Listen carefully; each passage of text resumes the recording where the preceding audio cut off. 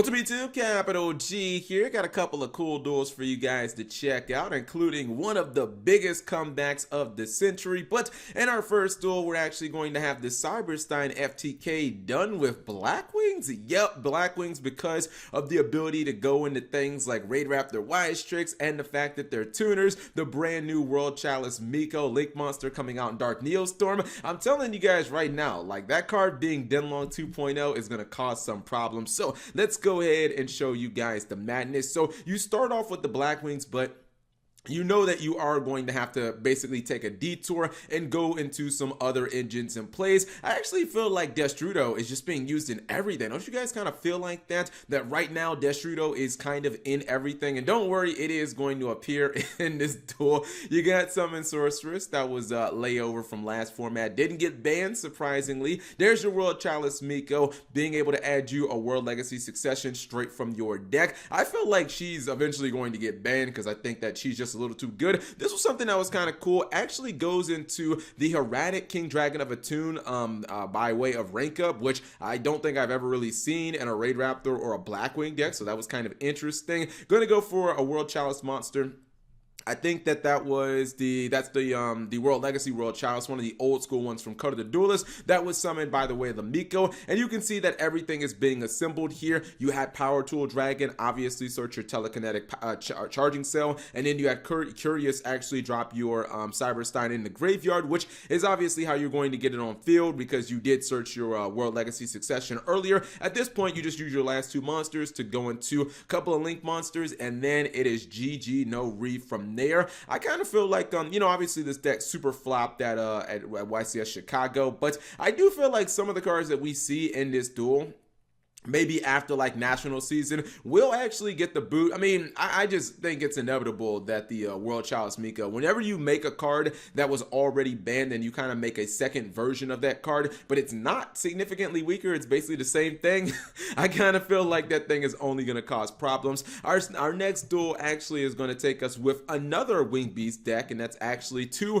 Raidraptors playing against Crusadia, and this is a Guard Dragon build. I think that probably people were 50-50 when it came to Crusadia and the TCG, because I knew about Crusadia obviously, but I didn't really know about the Guard Dragon build of Crusadia until maybe about a month and a half ago, and I was like, whoa, this deck is like really legitimately good and it has a high ceiling. But I feel like people were 50-50 split on if it was going to be competitive or not, or if the Guard Dragons were going to flop, but we did see them top YCS Chicago, so I kind of feel like they've proven that they can hang with the meta. And you see he gets everything off. He's going to go for an Eteria Beast. He has Crystal Wing already on board. He has a Monster Reborn, so anything that goes to the graveyard can obviously come back. Star Leash is going to give him targeting protection.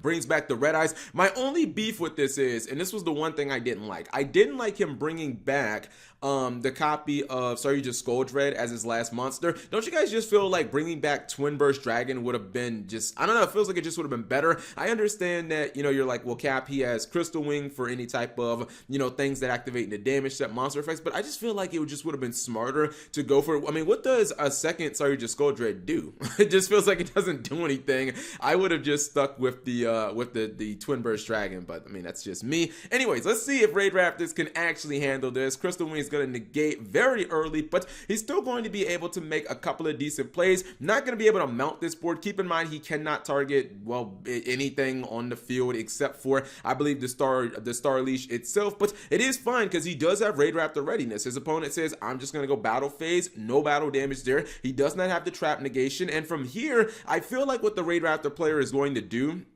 and this is what I would have done too, is just kind of throw out a whole bunch of inherent special summon effects and see what you can get on board. His opponent does use that negate. That's what you're really trying to get rid of. Just trying to get rid of the Crystal Wing. And at this point, there is a monster, an XC monster that I was thinking of, and there he drops it. Once he dropped Zero Fane, I was like, yeah, I'm pretty sure you're about to get fucking wrecked. You guys know Zero Fane turns his opponent's entire board off. And from here, he can actually make a legitimate comeback because now he can start targeting those monsters. He doesn't have to worry about spell negation by the way of Naturia Barkion. He kills the Crystal Wing. He kills the Naturia Beast. Did I say Barkion? He kills the Beast and the Crystal Wing, the two biggest threats. His opponent does go into the Equimax and says, Cap, I can still find a way out of this duel.